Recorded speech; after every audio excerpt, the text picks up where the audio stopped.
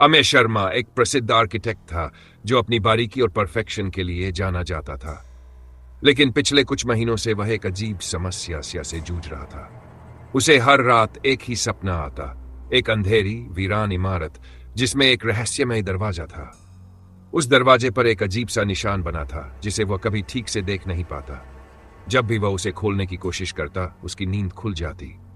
पहले उसने इसे एक सामान्य सपना समझकर नजरअंदाज किया, लेकिन जब यह लगातार हफ्तों तक आने लगा तो उसे चिंता होने लगी। एक दिन ऑफिस में काम करते हुए अमेय को एक पुराने भवन के रिनोवेशन का प्रोजेक्ट मिला। जब उसने इमारत की तस्वीरें देखी तो उसकी सांसें थम गई। यह वही इमारत थी जो उसे सपने में दिखती थी। संयोग होगा, उसने खुद को समझाने की कोशिश की, लेकिन उसके अंदर एक अजीब बेचैनी थी। उसे समझ नहीं आ रहा था कि यह इत्तेफाक था या कुछ और। अमेय अपनी टीम के साथ उस इमारत को देखने गया। यह एक 22 साल पुरानी संरचना थी जो अब लगभग खंडहर में बदल चुकी थी। अंदर घुसते ही उसे एक अजीब एहसास हुआ, जैसे कोई उसे देख रहा हो। इमारत के कोनों में धूल और मकड़ियां थी, लेकिन माहौल में एक रहस्यमयी सन्नाटा था। जैसे ही उसने हॉल में कदम रखा, उसे एक दरवाजा दिखा, वही दरवाजा जो उसके सपनों में था। उस पर अजीबोगरीब निशान बने थे। अमेय ने उन निशानों को छूने की कोशिश की, लेकिन तभी एक मजदूर बोला, सर, यह दरवाजा 20 साल से बंद है, इसे खोलना मुश्किल होगा। अमेय ने हल्के से मुस्कुराते हुए कहा, कोशिश तो करो। मजदूरों ने दरवाजे को तोड़ने के लिए औजारों का इस्तेमाल किया।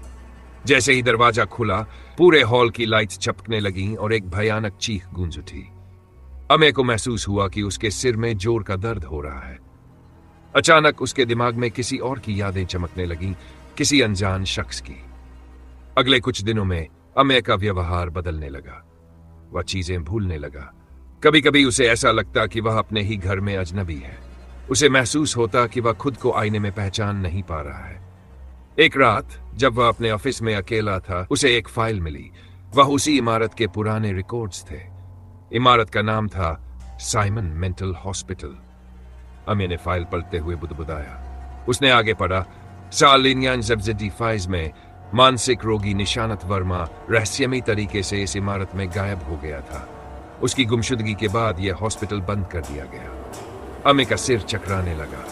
उसने अपनी कॉफी टेबल पर पड़े आईने में झांका, लेकिन उसे उसमें अपने पीछे किसी और की परछाई दिखी।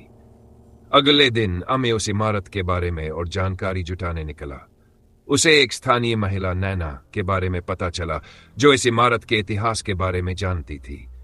जब अमेय ने उससे बात करने की कोशिश की तो पहले वह हिचकिचाई। तुम इस जगह से दूर क्यों नहीं चले जाते?